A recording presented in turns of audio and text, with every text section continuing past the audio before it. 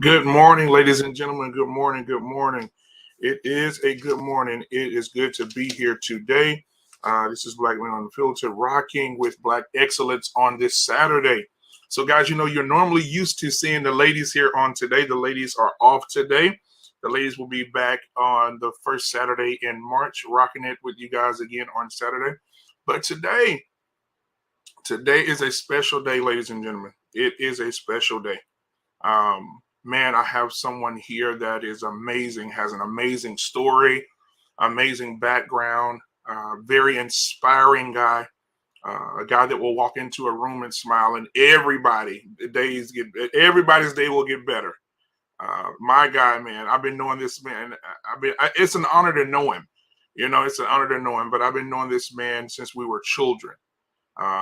He's been knowing my dad, and he'll tell a story about my dad and his big rock wallet later. I'll let him do that later. But it is amazing to know him. It's amazing to look at his art, to look at his work, to look on the screen and to see someone that you grew up with being so excellent and so diligent in what he does. It's amazing. It's amazing. But enough about me talking about him. Let's go ahead and get him in here this morning, guys. I would like you to welcome the man of the hour, my brother from another mother, Mr. Roger J. Timber is here today. Roger, what's going on, man? What's happening, man? How you doing? I'm good, man. Hey, you rocking the hat? You got it, man. Look, y'all see that? Looking good for us right now. I'm trying to turn you up a little bit. Okay. Who that, man? It's you're kind of low to me. Okay, hold on. Let me see. What about now? Is that better? A little low on your side. You may need some. You're still low to me. I got your volume all the way up. Do you have headphones over there? Maybe some wired headphones, maybe. It's all good. I can hear you, but I'm just saying, it's just kind of low. Okay. I just want to, if you can hear me, because I could try to speak loud. I turned everything up over here, but I don't know what that could be. But anyway, it's so good to see you, man. Thank you for having me, man. I appreciate the offer. Yes, absolutely. The opportunity, and I say opportunity, it's always an opportunity to, be a part of someone else's job. Yeah. Be a part of something else that someone else is involved in, someone that you know, especially someone that you know. Right. Man, I've had so many people help me throughout the way, or either, participated and supported me in stuff that I was doing, and still to this day. So anytime, you need me for something, or you reach out to me about something you're doing, I want to be a part of it. I just, creativity, man. It's amazing that you're doing this. You have your platform. You have your, the last thing I did with you, we weren't live streaming. We were right. Radio. Absolutely. And you just keep stacking and keep stacking and keep stacking and keep stacking, man. And I am proud, from the little boy that used to ride his dad's bus, to where you are now. Yeah. Man. So thank you for having me. Absolutely. And I saw you on my other brother's channel. Edgar and Courtney. On the lit. I really want to do their show again, because when I did their show this summer, I was going through a lot. I was going through a lot. And I really hope I get blessed with the opportunity to do their show again, man. I really love to do it. Yeah, and shout out to doing very well. Absolutely. And shout out to Edgar and Courtney, man, for doing great over there. I still say, Edgar, Helen, your sister Helen is still the coolest person in your family. Helen is still your mother's coolest child. I don't care. I heard you say that to him. Professional ball. I don't care who Edgar Jones is. Helen Jones is the best. Mrs. Woolley Jones' favorite child of mine. I'm just saying. And she's the most talented. Helen wanted to play professional ball, but back then, they was like girls couldn't play professional football. But right. Helen was the most talented. Helen was the strongest and the fastest. She could always outrun Edgar. Right. I'm just saying. Yeah. Man, I heard you say that on their platform. I was laughing so hard, man. Because it's true. Helen was tough, bro. Right. Yeah. Helen is tough. So, and man, again, man, they are doing great things. So shout out to Edgar and Courtney, the Lit Code. If you haven't subscribed to them, please go to their YouTube channel and subscribe. I've been putting out their content, but they were on my show Wednesday. I did a show with them Wednesday. They co-hosted with me here, and we had a great time, man. We talked about family values. We talked about bringing back the nuclear family, the husband and the wife and the children, how to get that back. Because we seem like we're losing it. So I'll even start with that because I have some interview questions here, but I'll start with that and get your mindset on that. What do you think it takes for us as a culture to get that back, that foundation, a strong foundation of mother, father, and children all back in the nuclear family? First of all, that's a great question. First thing comes to mind is, number one, you got to love yourself. Mm-hmm. You got to learn how to love yourself. You got to learn how to take care and nourish yourself. Because if you're not 100% if you're not at your 100%, you can't really do anything for anyone else. You have to love and nourish yourself first. Self-love, self-love, self-love, self-love. It's very big. It's very important. Right. You have to do that first. Then you have to pray.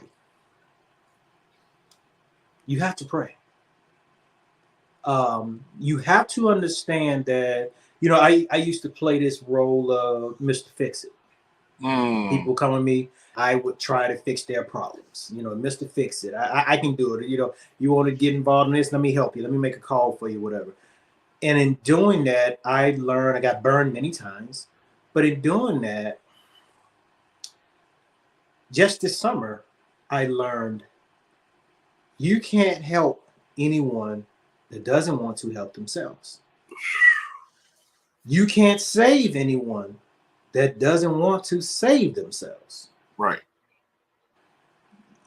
You're wasting your time. You can give all of your time, you give all your money, you give all of your love. But if they don't want to love and save themselves, then you're wasting your time. It has to be a two-way street. I can do my part, but you have to do your part. And the end of the bottom line is, I can't save you from yourself. Wow. I just learned that this past summer. Wow. That's how long I've been playing that role of trying to be Mr. Rescue, Mr. Save. And I just learned that this summer. You can't save anyone that doesn't want to save themselves. Wow. And once you get that understanding, pray, love yourself, and then the understanding that you can't save someone that doesn't want to save themselves. Once you do that and have that understanding, you are better for that person.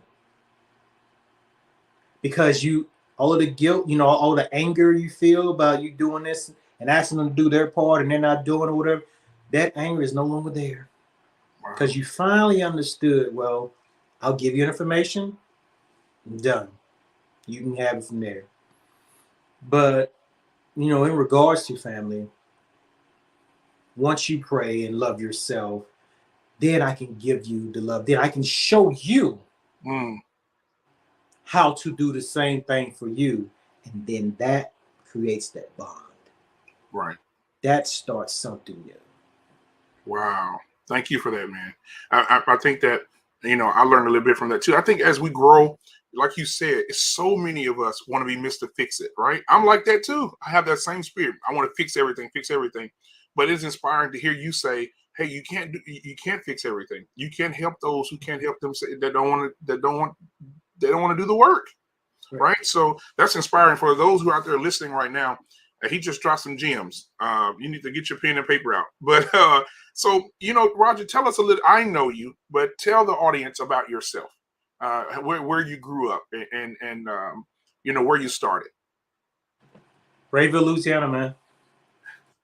Rayville, Louisiana. Yes, sir. Hey, man, we had a good time. Man. We had a good time. I wouldn't trade my childhood for anything, because everything I did in my childhood, family and everything like that, it's made me who I am today.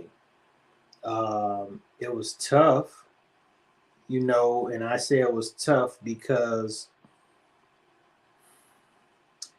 I was on a path that no one else was wanting to be on. So I didn't have any guidance. Right. Meaning in the arts, going that direction. You know, I used to enjoy as a kid. We would do plays at Macedonia Baptist Church, and Miss Nettie Lee.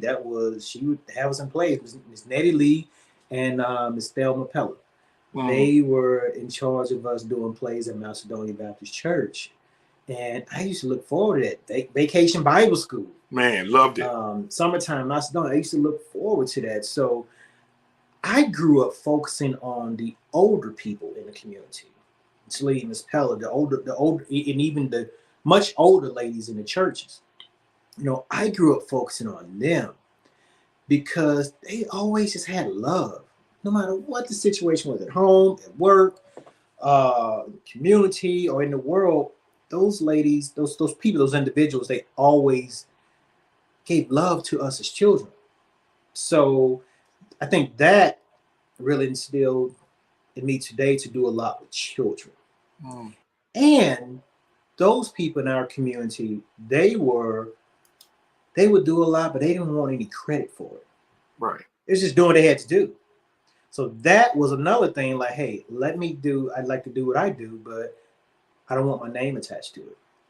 Wow. That's key to me. So, and then there was always my teachers. I always tell people I had the best teachers in the world. I still talk to a lot of my teachers today. Gloria McElroy, Jody Hempfield. Oh, wow. Coach Eddington. Steve Woolley, Coach Steve Woolley, and Miss Woolley. They were very big inspirations to me. Yeah, husband and wife teachers, man, dynamic duo. I don't think Coach Woolley and Miss Woolley knew how much of an inspiration they were to me and still are. I just told them that this summer, whatever. Free Enterprise was a class I took with Coach Woolley. Yeah, meant the world to me. I still use all the things that he taught us in that class to this day.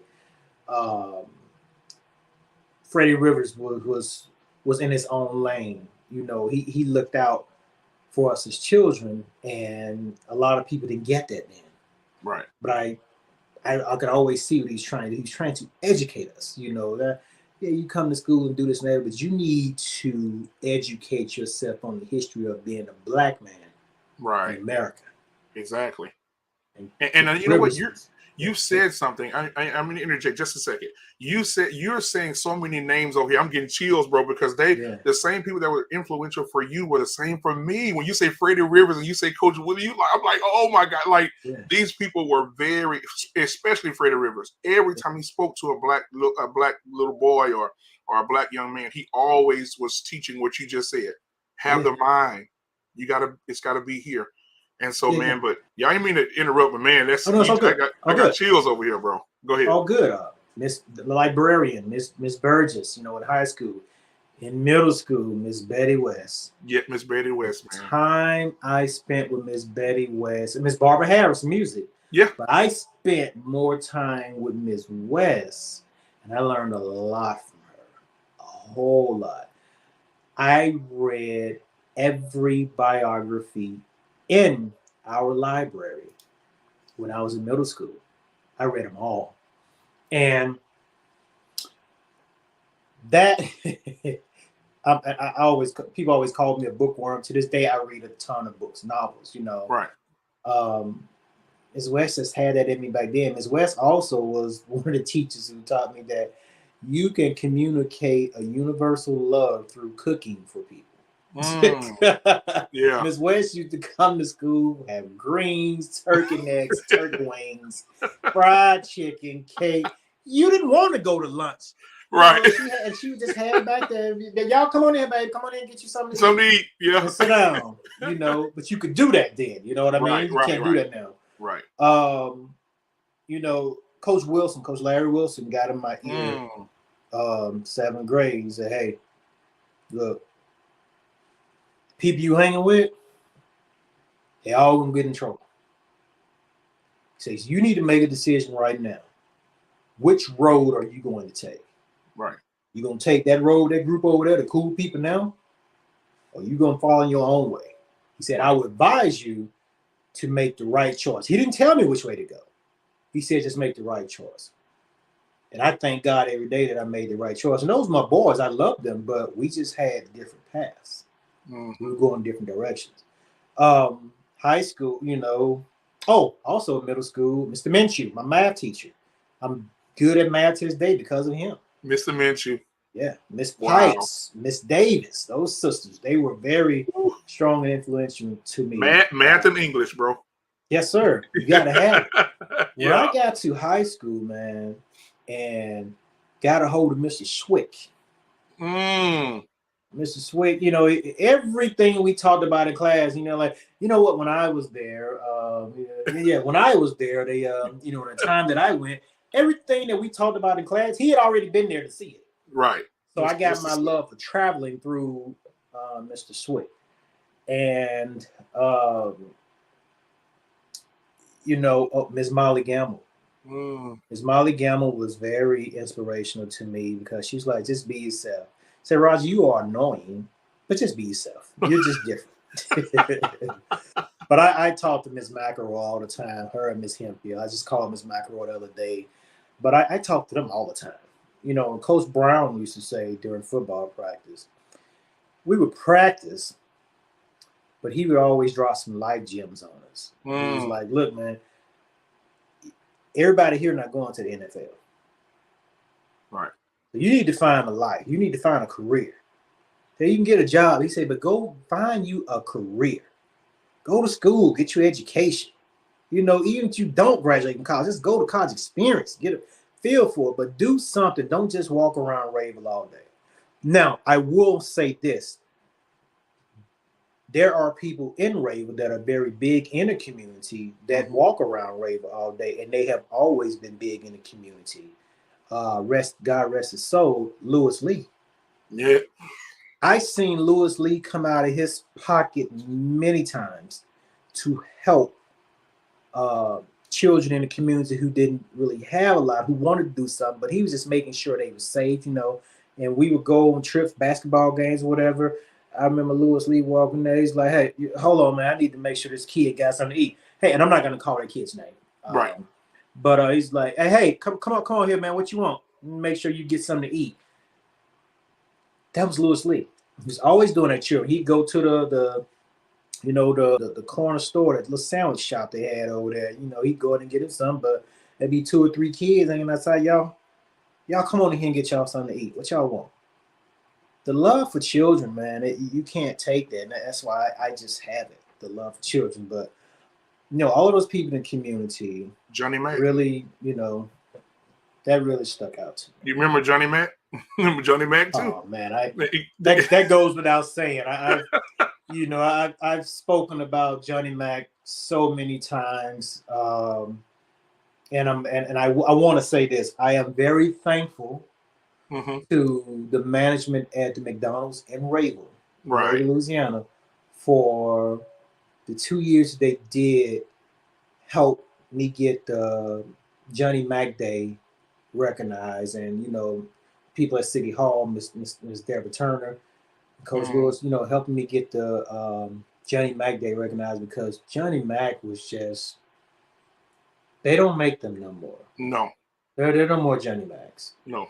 Johnny Mack work at the the Cotton Gin all day. He get out of work and he go straight to the Raven Recreation Center and coach kids, coach baseball, basketball. He's really out there with the softball or whatever, just coaching kids. Just make sure they're doing everything right. He go to McDonald's and get bags of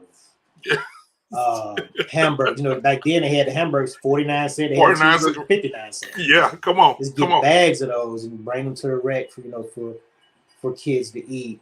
He'd work all day. Hey, if there's a football game, he'd go home, shower, come right on to the school. He was out there on the chain game. Away game, we go to away game, Johnny Mack running the chains for the away game. Yeah. Basketball, he's there. They don't make them no No, more. So I him, can never you know, forget Johnny Mac. yeah, Johnny Mac, Preacher. I mean, come. Preacher was one of the ones who he was substitute teaching one day. Mm-hmm. And I remember Preacher when he used to work for the light company. Wow. Go back, you have a conversation and go all the way back and say, hey, man, he used to work for the light company. I remember he worked for the electric company in Rayville. He used to drive the big company truck, had the antenna on. I remember that. Wow. But then when he got involved with the Rayville Recreation Center, it changed Rayville. It did.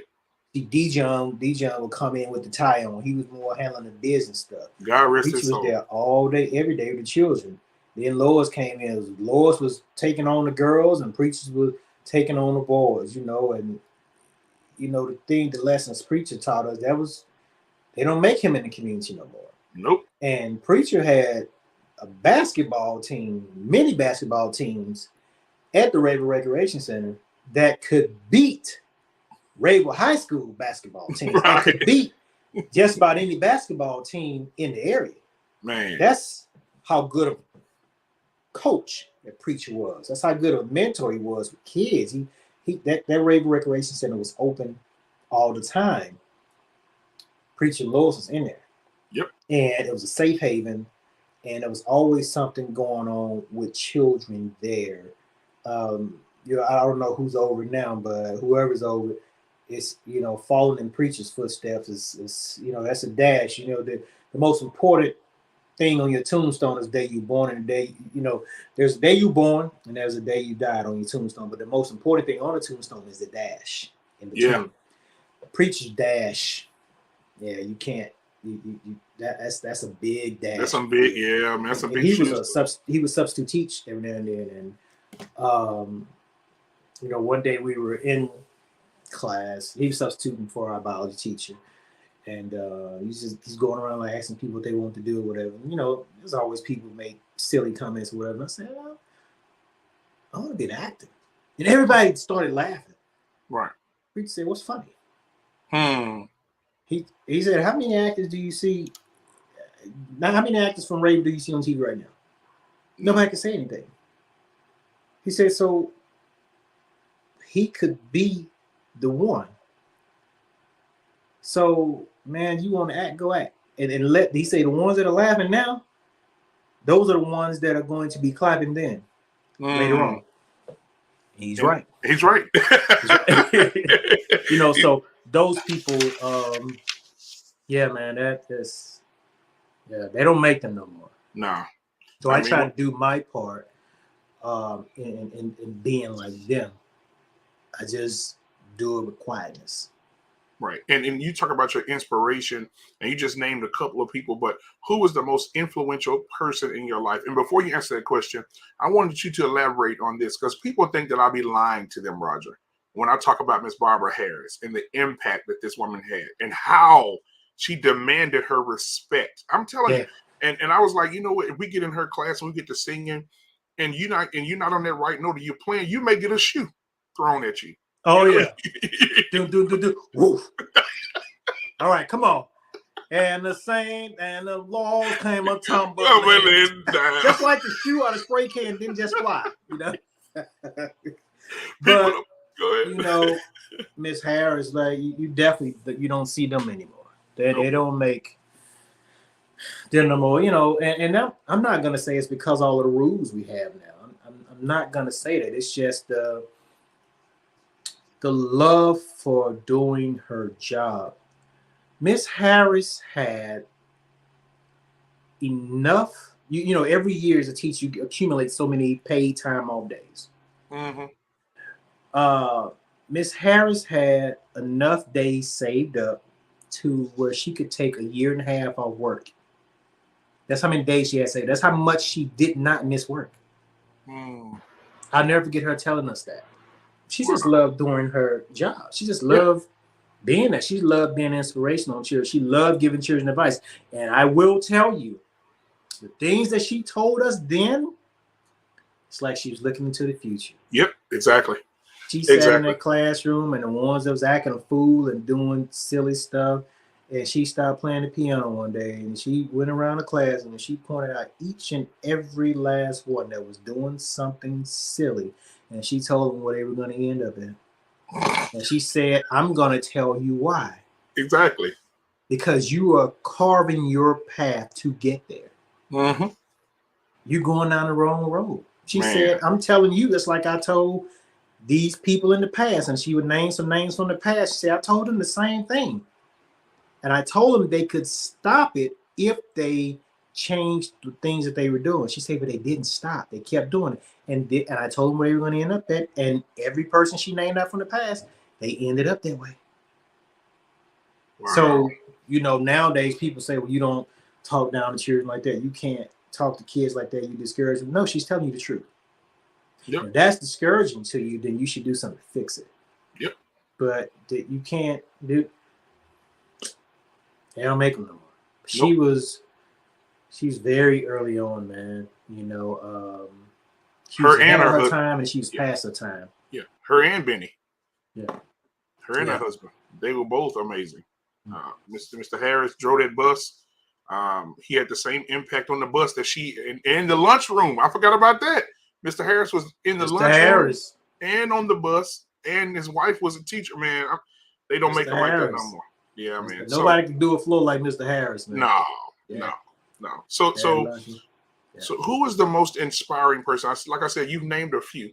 But who's the person that sticks out to you the most that to this day, when you're acting, when you're on set, the person that comes to your mind and say, you know what, this person inspired me. I am here because of this person. My grandmothers. I never got a chance to meet my grandfathers. My grandmothers. My grandmothers, one of them had to walk over 12 miles going to school every day. That's going. Then you got to turn and walk back. Then you they stayed at school to about 12 o'clock. Then they had to walk back and go straight in the field and work. And my grandmother, one of them made it to the 6th grade. That was big back then. But look what she had to endure going in. Now we just talking about the walk there and the walk back and then going in the field. You tend to forget during the walk, you weren't safe. Because at any given moment of time, it could be some rude or mean people come through and say things to you, do things to you, and sometimes even kill you. Right. So, that, and then let's not even mention the condition of the school that they were going to, the hand-me-down materials that they had to use. My other grandma, she always spoke about getting up early, making pot of big bucket of food for the children and a big pan of bread for them. Because before the sun came up, you was doing that and you went straight on in the field. And you came back from the field when it was dark. So, those they weren't really good at reading.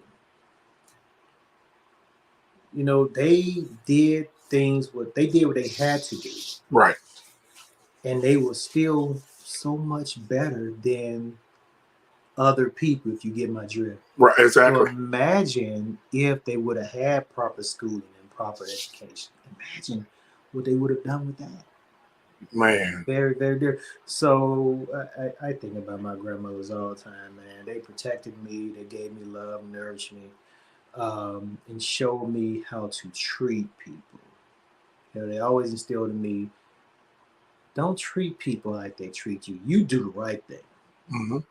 We all have a certain side of us. You push us to a certain point, that side to come out. But both of my grandmothers, they at the bottom of their heart, they loved everybody. They just it was good loving people. So I always go for them. They inspired me more than anybody. Wow. And so just to name a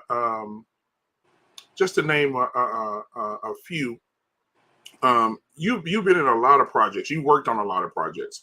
So I know you did one a long time ago. I heard you on the Lit Code podcast talking about one that you did while you were in school with the rest of your kids, with Bird and you did a small movie. I think it was a small movie that you did back in the day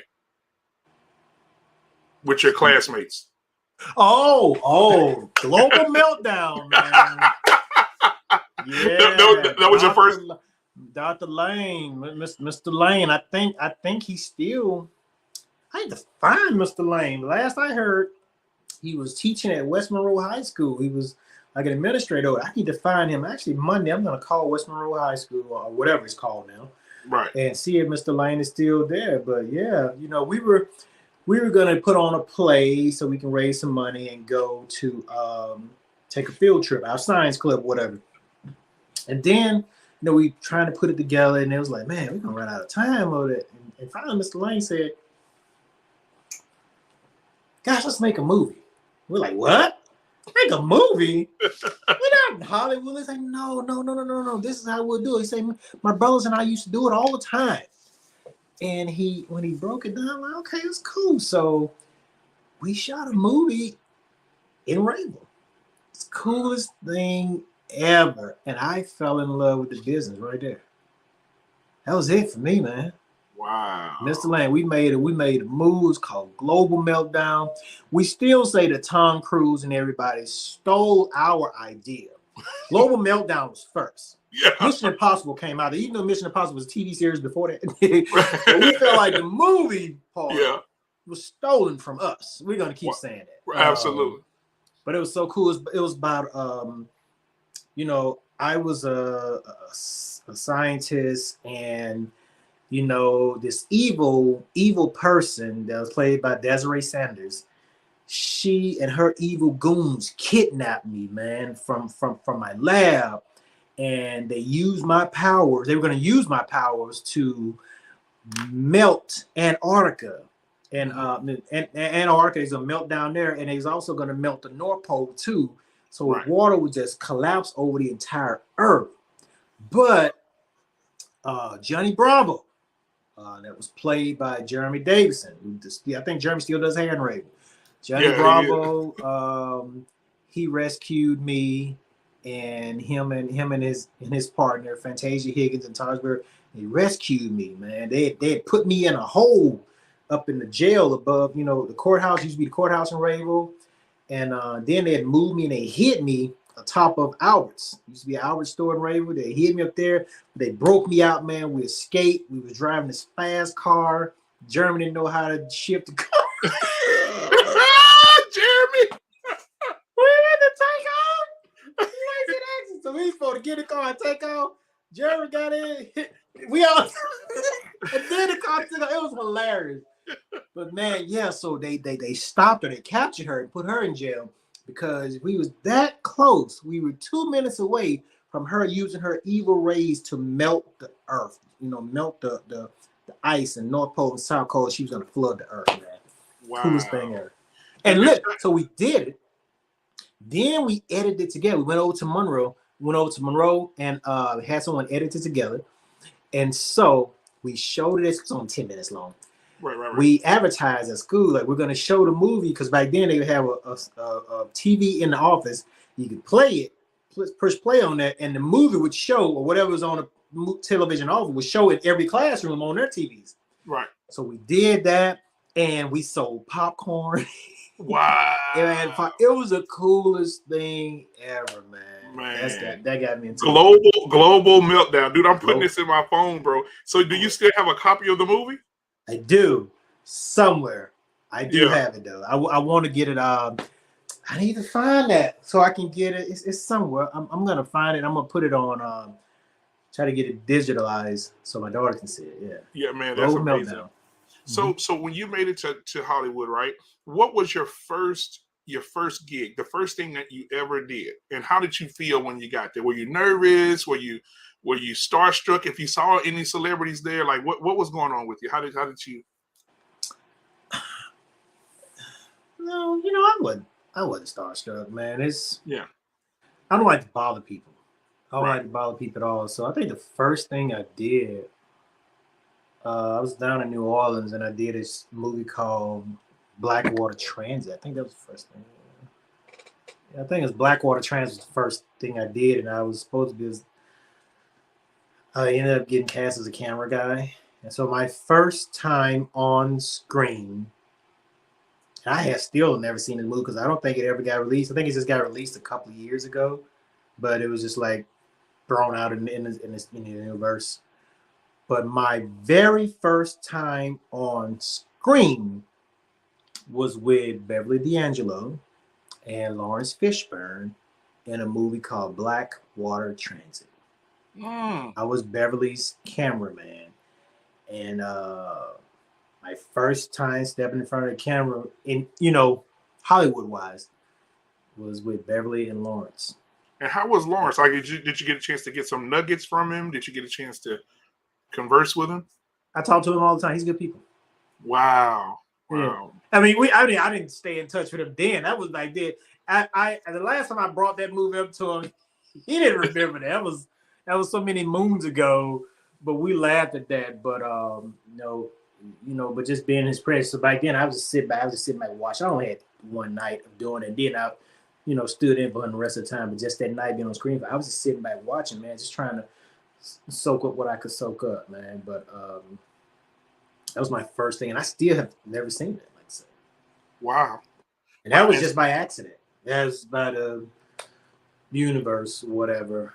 And I'll say this: if you show up to do your job, you never know what's going to happen. Because I was not an actor in that film. I wasn't supposed to be an actor in that film. I was just there doing background stuff, and the director came out, looked at me, walked in. Came out with the first AD. They both looked at me. They walked in, and then the first AD came over and said, "Hey, man, you're gonna be the cameraman." I'm like, "Okay." So go over there with Beverly, and we're gonna get ready to rehearse. Just the way it happens. And another thing that comes to mind. Remember the movie The Great Debaters? Denzel Washington. They shot it in Shreveport. It was the day before my birthday, actually. I had tried to audition for the movie. Of course, that I didn't get anything or whatever. So I ended up being an extra in the movie. So it was one night. It's a night, like I said, night before my birthday. We're all the extras, in the extras holding or whatever.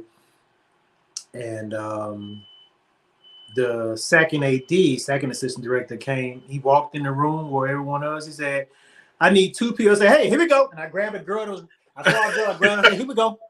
He said, "I need 2 people, man and woman." Here we go. I grabbed her and we went up there and said, "What you need us to do?" And she like, "Who? What? Hush. What you need us to do?" So he said, "Look, I need a couple making out. Just need y'all, it's a scene outside, a bunch of people. It's outside a club, back in the day. So, people outside getting busy, making out or whatever." And so I said, "Okay, good." We went outside. I didn't know this. Like, I don't know what this girl is to this day. I didn't know her. I introduced myself to her. I said, "Hey, Roger, whatever. Look, we got to make this look good." So I said, "Just follow my lead." So I understood there are boundaries. So I was talking to her to make her feel comfortable and relaxed, but my actions and motions were saying something totally different. So I'm doing what adults do outside or whatever, in that atmosphere. But at the same time, asking her, "How's your mom? How's your family? You have kids, you have a sister, brother, how's your family? What do y'all do for Christmas and things like that? How do y'all get along or whatever? What do you like to do? What do you want to be when you become an adult? What career?" I'm asking her, talking to her about all these things, like what foods you like.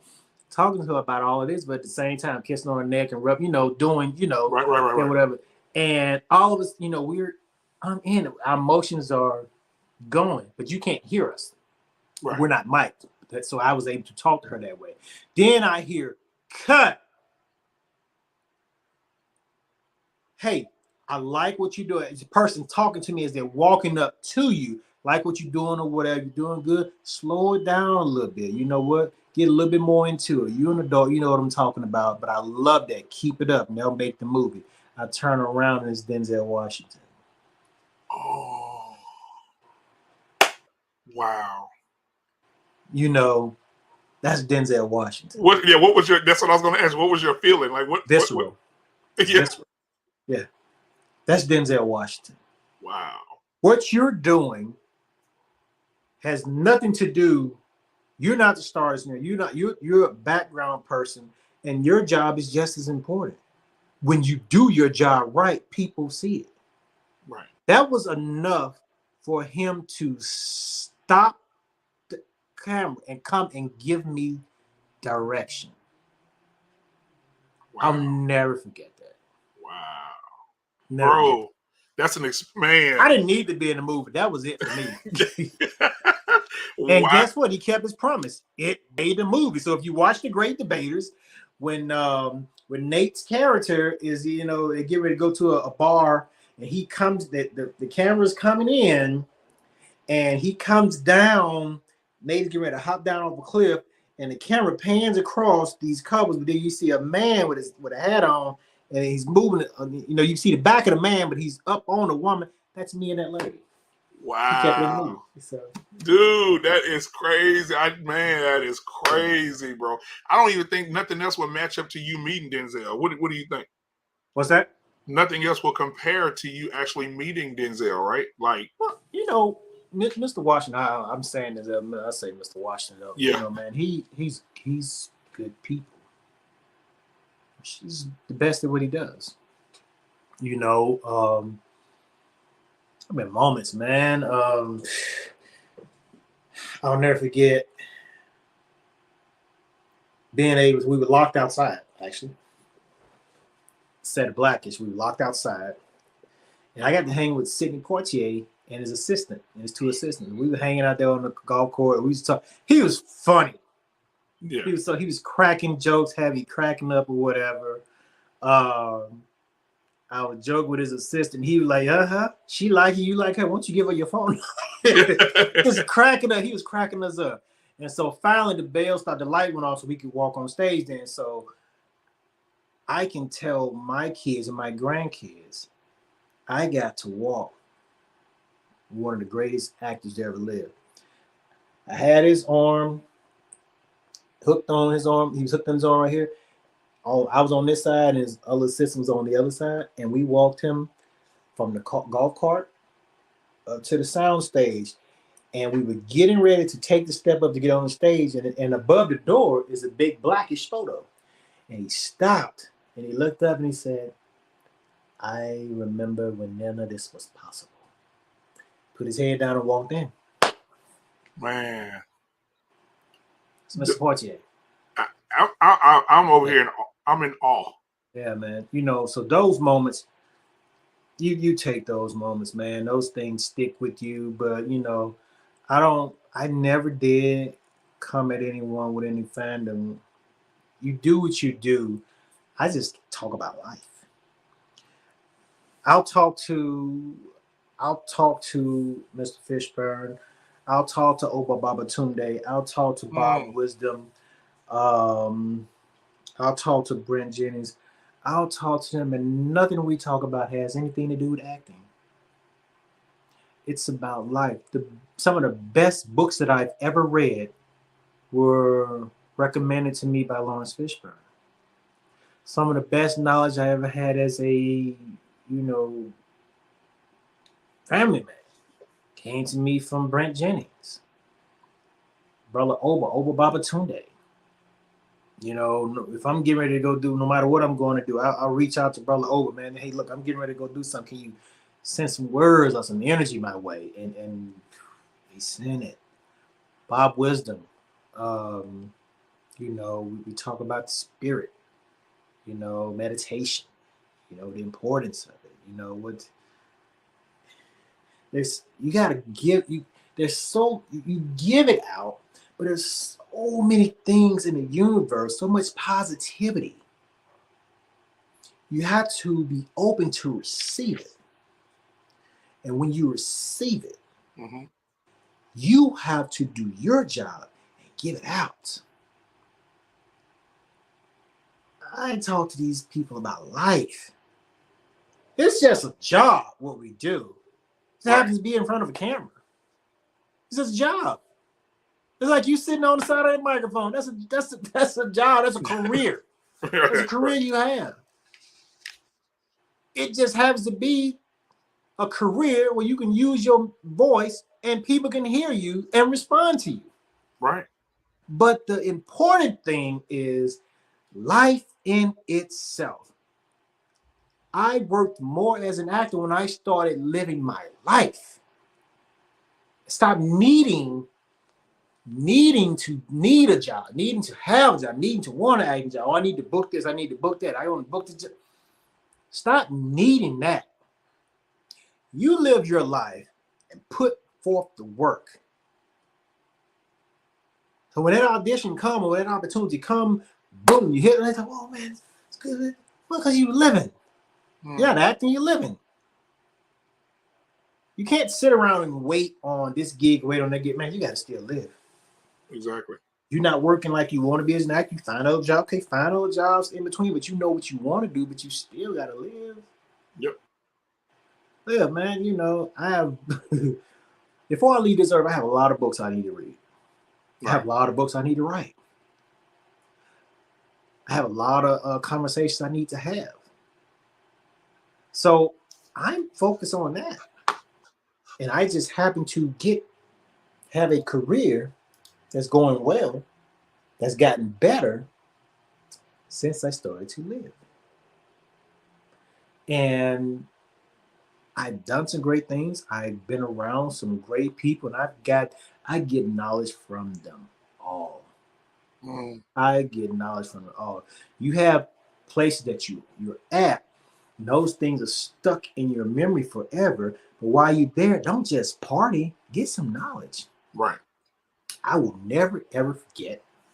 I was in New York, and I was accompanying a good man. We went to, Spike Lee was having a birthday party for his wife at this place called a Gold Bar in New York.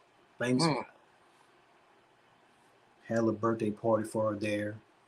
Music executives in there. There's Diddy here. There's Anthony Anderson here. There's Spike Lee and his wife there. But had just left a dinner with John Legend, and then went to see Janelle Monáe perform when she was just becoming Janelle Monáe. Wow. You know, she had the hair like that right there. And I was like, who is this girl? Then she's there at the birthday party, right? And then we're having a good time. Jay-Z and Tata walks in the door. Right? Get to say hi to them. Very good night. So I step outside the club to get some air. This is very funny. Car come around the corner. Turn my music high, high, high, high. Yeah. You don't know what you do. Jay-Z and Tata and them coming out of the club.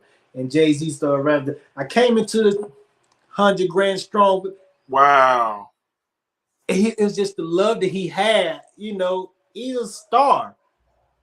But he still appreciates his music enough to when a car rides by, he bobbing his head and singing it. You know what I'm saying? Yeah. Gets in the SUV and leave. The next morning, and we've been filming all that day. We was at this spot, whatever, you know, film like, man, they got flowers being delivered to the roof, you know, the building, whatever.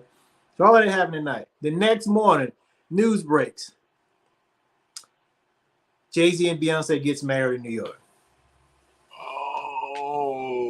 Freaking hilarious. Dude, you always in the right place at the right time. But wanted nothing, just get my most, you know, the best part of that night was just having a brief conversation with Ty. You know, that's Jay's right hand person. Yeah. Drop some gems, man. Diddy dropped some gems. You just get the knowledge. When you get the knowledge, use it. I was standing there for Ice Cube one time, man, on this movie called Long Shots. We in Shreveport. Yeah. And I love Cube, man. Cube is a great soul. Yeah, you hear the music, you're like, man, it's dope MC, dope rap, you know, yeah, you hear all of that. Yeah, great. But Q he has a good soul. He's Right. not only a good musician, Right. not only a good producer, he has a good soul. Right. He has good people around him. Brother Ron, but BR, Brother Ron, Kibo, God rest his soul, Big Hurt, that was Monster. You know, just good people. Debbie, you know, on his makeup, Debbie. You know, just good people, man. And so we're throwing the ball one day. He's like, man, what do you want to do? I said, man, I want to be in front of Kevin. He's like, you know, you should produce, you know, produce your own stuff, man. He's like, you know, it might be a little bit harder doing an 8.5 by 11 thing. That's going to do great, but eventually produce your stuff, use your own money. So you can set it anywhere. He's like, we're shooting this in Shreveport, but this is set in Chicago. He said, you know, do it your own. And then they stopped. He's about to go to the store. They stopped him. We had to go back to filming, right? Cool. 3 days later, we're in the stadium finishing up the movie. He sitting down taking a break. He walks up to me. He say, all right, man, so what do we leave off at? Yeah. He said, okay. He said, when I was doing Boys in the Hood, man, we finished. John Singleton walked up to me and said, when you going to start writing? Because there's nobody in Hollywood going to write for you like I did. Man. Q has a great soul, man. You know, good people. So I want to ask you this, because I know that you're a busy man. So I want to ask you these few questions that we've done. What was the least favorite movie you've done, and your favorite movie you've done? All of them are my favorite. There is no least favorite because it's so hard to get them. Right. Okay. You know, when I got to, there's something else I learned. On that set of Blackwater Transit, my first thing, whatever, I was always under the mindset, like, in between takes, you still got to have your sides so you keep learning your lines or whatever. But during this tape, in between tape, I seen Lawrence Fishburne sitting down, and he had a book about this thick. About this thick. This camera throwing me off here. Book about that thick. Like, he's supposed to be learning his lines? Fast forward. We're on a set of Blackish. In between takes, you know, people looking at their sides or whatever. Just reading a book. Cut. He go grab a book. If he don't bring his own book, just grab something. Wow.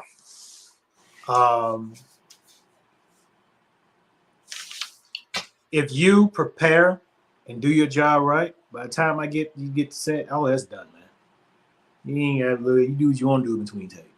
So now, when I go to set, whatever, you know, I learn from that. You know, my job is done. I'm just here to work, do my job, and in between take, I'm saying I'm in my novel. I'm trying to finish as much of this book I can in between these take while I'm on this job, because you know I can go home and read another book. Right. You know, like I'd see, you know, I was just filming something last Friday, man, to be exact. And in between takes, it's funny to me now. In between takes, you know, everybody go sit down in their chair, they pull out their phone, they got a text or whatever. Yeah.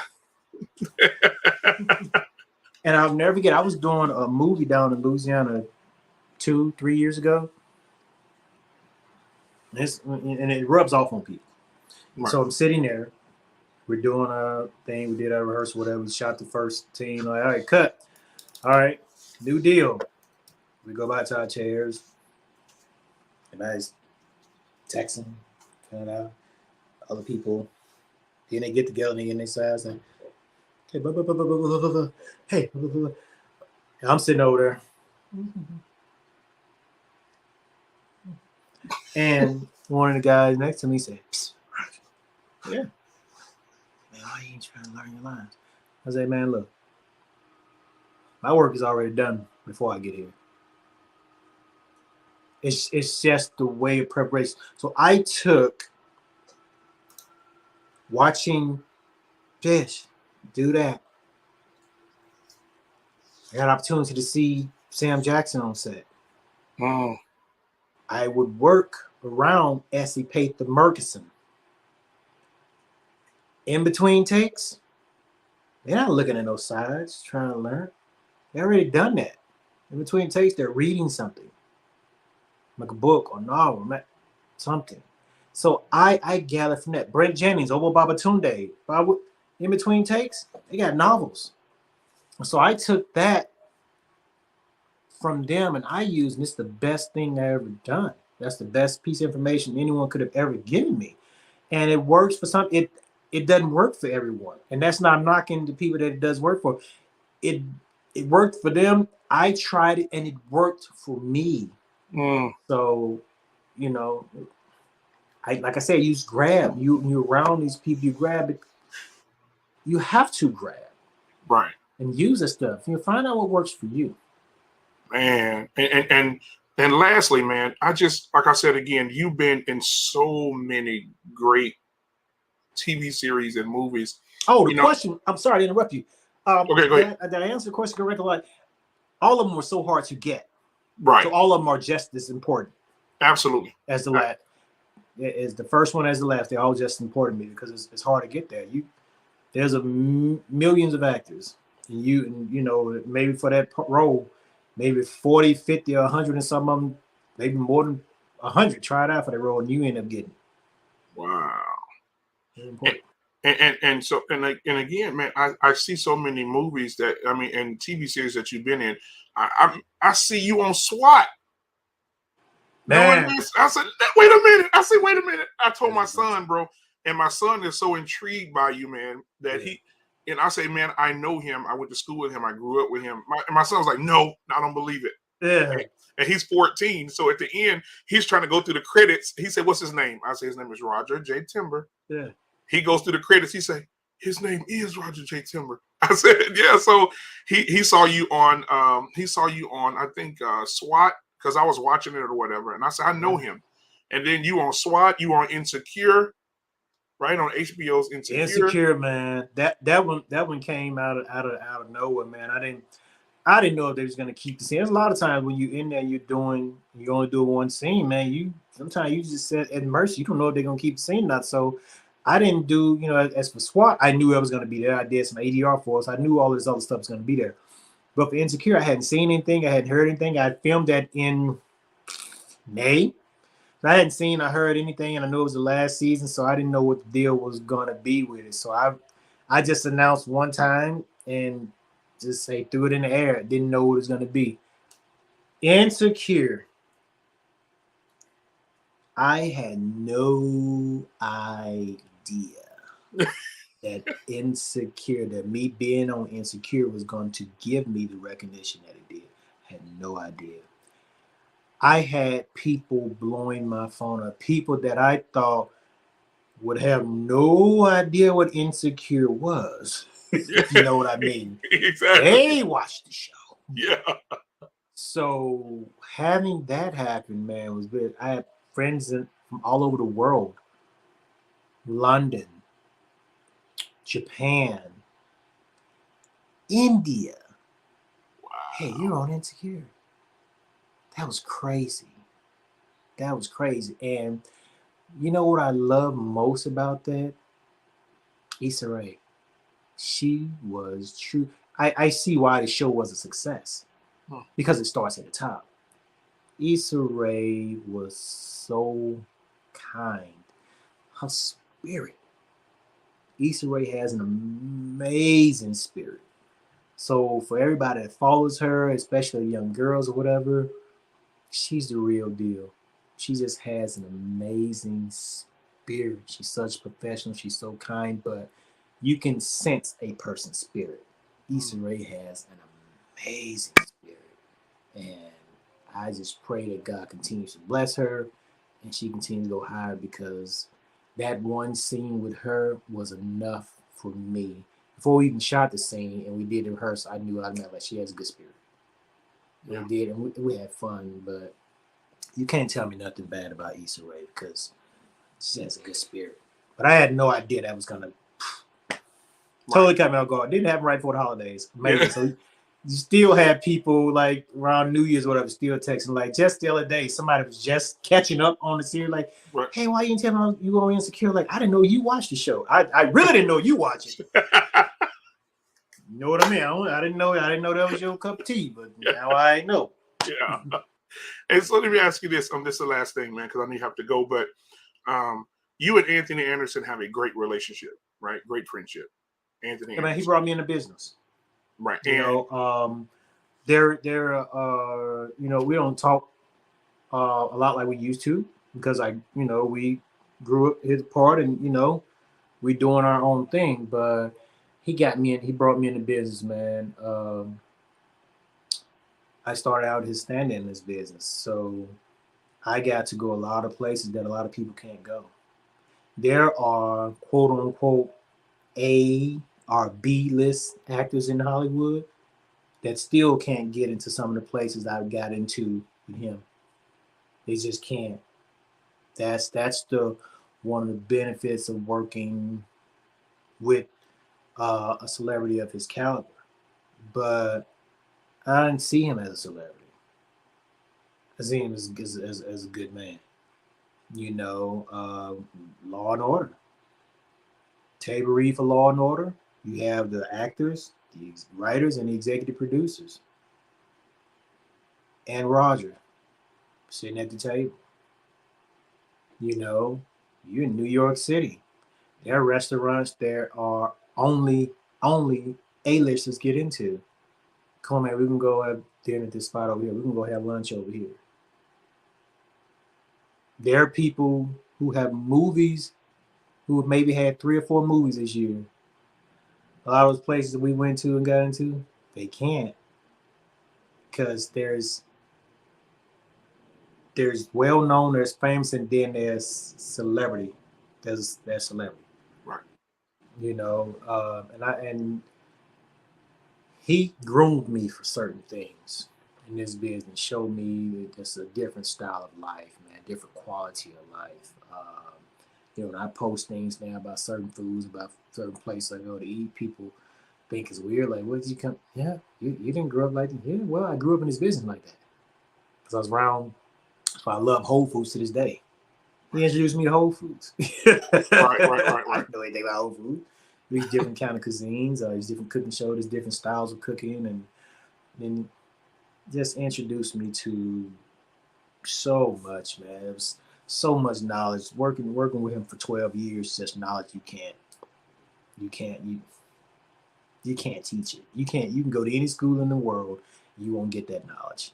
You can do as many projects as you want, but some of those places you just can't get into. Yeah. And so, and lastly, now I see they brought Law and Order back with Anthony, right? So are you going to, or do you think in the future you'll be in there? What's that? They brought Law and Order back with Anthony. Right. I was glad for it to come back, man. It should have went ahead and broke the record then, but there was some politics stuff going on, I think, with the studios, networks, or whatever. But I'm glad it's back on. I'll only be on as an actor. I won't be a stand-in no more. I can't stand in anymore. Because if you go back to being a stand-in, then you just turn around. You can't turn around. Right. You at a certain point, you got to keep going. I would love to be on Law and Order and acting role, man. Of course, that's why I cut my teeth at Law and Order. Right. A lot of stuff I'm doing now, dramas, sitcoms, and all that stuff. I was trained in that by working with him as his stand-in on that. Wow.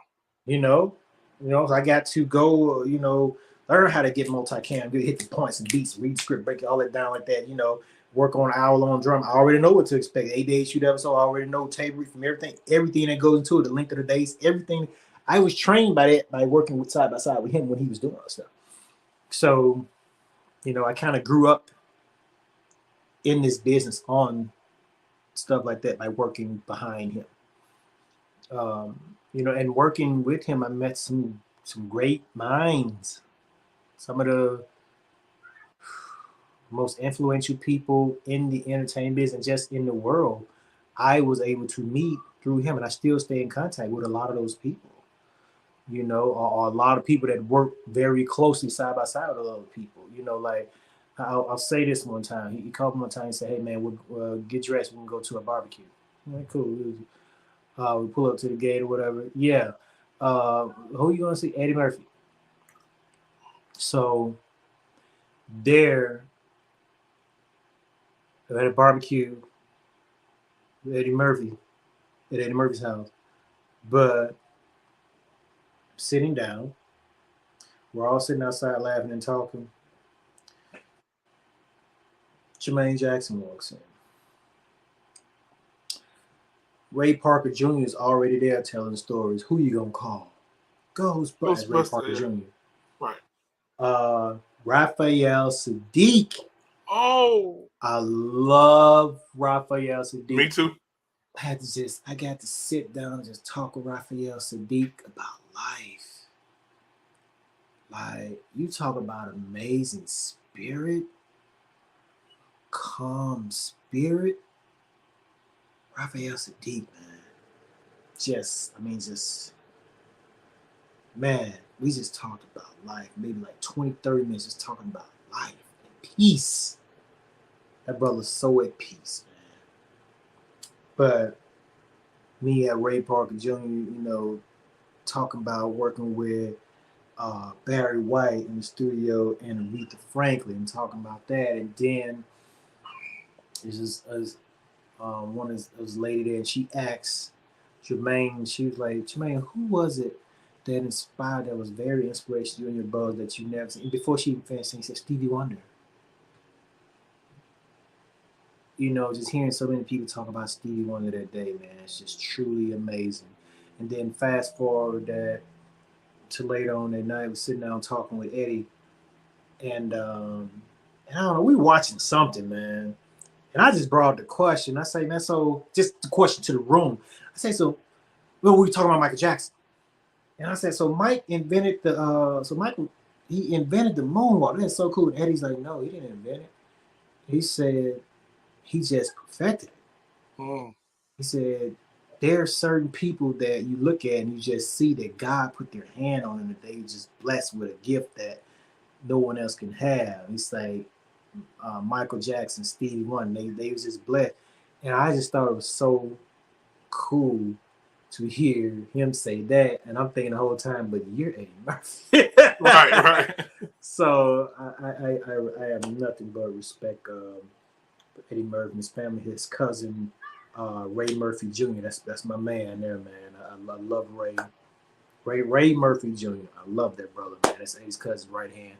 But I love Ray. Always keep in touch with Ray, make sure he's good. But things like that, man. You get knowledge, and you just hold knowledge and use the knowledge, and just like I said, the universe gives you these things. Right. You got to put them back out there.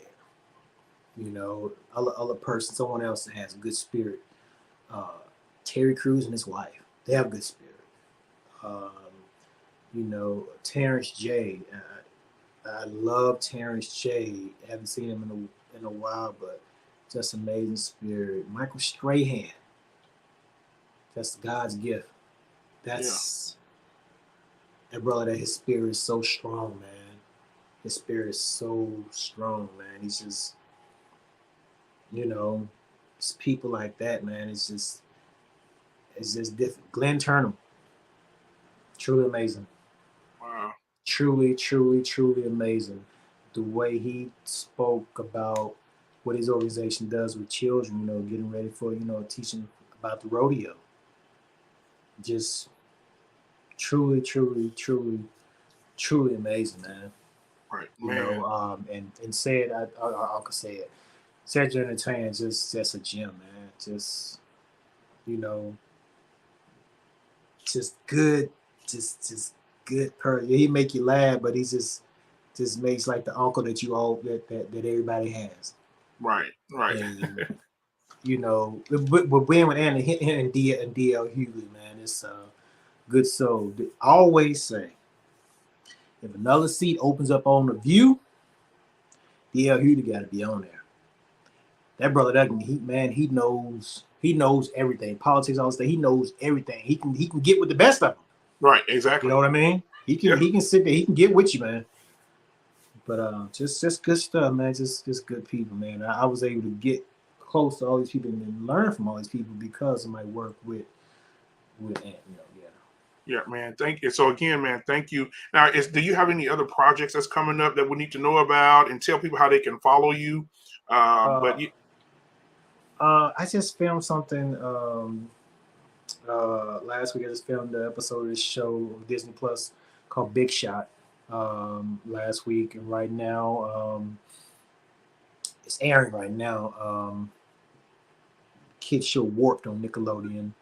Hopefully we get picked up for a second season. We get picked up for a second season. I'm sure I'll be back on that. I have a movie, The Longest Sleep.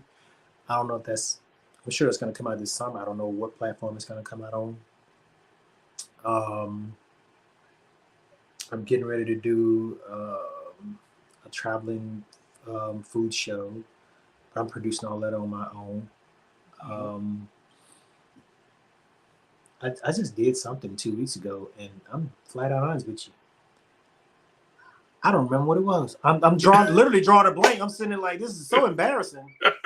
I literally did something 2 weeks ago, man. And I'm paying for 2 things now, but I did something 2 weeks ago. This is so embarrassing. I don't remember what the project was. You're just busy, man. You're just busy. That's all. This is embarrassing because I don't remember what the project was. But it was 2 weeks 2 weeks ago. This is bad. I don't. Wow, drawing a blank. But have that, man. I'm most excited about now. Not partnering, just being a sponsor for this product that I've been using. It's just amazing to me. I can't wait till I can announce that natural product. But to me, man, I'm just about giving on new things and all my Under 5 at 5. Turning that into a podcast. I've been doing the videos for a while, but for me, podcast is the best way to go. Right. So it's literally, it'll be 5 o'clock in the morning, and we're looking at putting a second part, so it'll be 5 o'clock in the evening too. But it's Under 5 at 5 because it's never going to be over 5 minutes, and all of my parts that I've ever got in television and movies have been, they call them under 5s. Right. And so, and I'll do it either 5 o'clock in the morning and 5 o'clock in the evening. So Under 5 at 5. And it's just inspirational things. Talking about life situations, maybe something I have or something I did or something that happened to me that day or something that happened to me that morning. And, it was inspirational, or either story, something that I'd been involved in. Maybe I talk about something that a doctor told me or something, or right. Organization has just Under 5 at 5, man. It'll never be over 5 minutes. And I'll tell you, if you count it, to kind of give you an idea, if you listen to Steve Harvey before his morning show, and at the end of his radios, he had the morning inspiration, and at the end of his show, he had the closing remarks. It would be something like that, man. Okay. Well, amen, Roger, man. Thank you so much, man, for taking the time out to bless us with your presence today. I know you're very busy, man. You got a lot going on. You have a very beautiful family too. I just want to say, I'm getting ready to go cook for him right now. so man, all my love to you, man. All my love to your family, man. Keep up all the greatnell, man. You are a great inspiration to everybody that we grew up with, man. So thank you so much. Look, next time I do this, I have more time, and we gotta talk about the bus. Your dad and the bus. How's everybody doing, man? He's doing good, man, and he's still on that bus, bro. He's still on that bus, man. He will not let it go. Man, your dad had a dog that should have never been in the neighborhood with children. And he would be walking the dog. The dog would be pulling him like, I got him. No, you don't. There you go. That dog is dragging you. That dog's dragging you. You don't have the dog. You can bet that dog you come back. And you know what? His name was Boss. He was a Rottweiler. His name was Boss. Yes. He looked like a dinosaur. That one around as a dinosaur. Oh, those are the good days, man. Next time you come, dude, we're going to go down memory lane, man, and have a ball, man. But I really appreciate you, brother. I love you, man. And blessings to you and good energy to you and your family, brother. Thank you, brother. Peace, man. All right. Peace, man. Brother. Thank you, brother. Guys, that was Roger J. Timber, man. The greatness of Roger J. Just to know this man and to know that he's been on with Denzel. He's been on with all these different people, right? He has a great career. He's continuing to move and move and move and do great things. And so God bless him, his family, his career, and everything that he's doing. Thank you guys for being here today. You guys have been amazing. You've always been amazing. I know you guys are going to go back and watch this later, so please share this content. Please hit the subscribe button. Please hit the like button for the algorithms as well. Again, guys, this has been Black Men Unfiltered. And we sat down and talked with Black excellence on today. And so, again, we'll continue to do this, rocking with Black excellence, because that's what this is and that's what that was. And if you want to see something positive, you just did. If you wanted your children to see something positive, then they definitely should go and let them watch this episode of fun and inspiration from him. So thank you guys for being here. Thank you guys for keeping rocking with me. I'm blessed to have you guys, have this circle of people that support. So again, thank you guys for being here. We'll see you guys on Tuesday, right? On Tuesday at 8:30 p.m. Central Standard Time. Peace.